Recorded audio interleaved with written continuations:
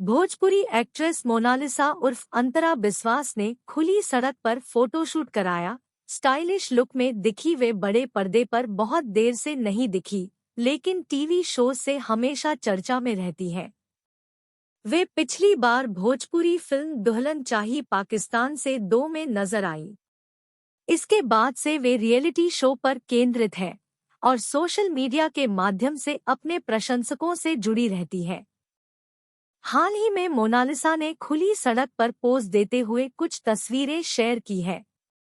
नायिका ने हल्के वेवी हेयर डू और हल्के न्यूड मेकअप के साथ अपना रूप बनाया है। उन्होंने ब्लैक टॉप और ब्लू जीन्स के साथ ऑरेंज कलर की स्ट्रेपी स्लीपर पहना है।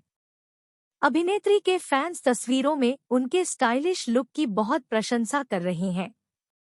बात करने के लिए मोनालिसा ओटीटी सीरीज और अन्य भोजपुरी गानों का हिस्सा रही है। उन्हें स्मार्ट जोड़ी में पिछली बार देखा गया था।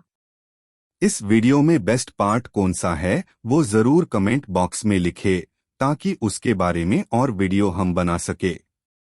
ऐसे और वीडियो देखने के लिए चैनल को लाइक और सब्सक्राइब जरूर करें।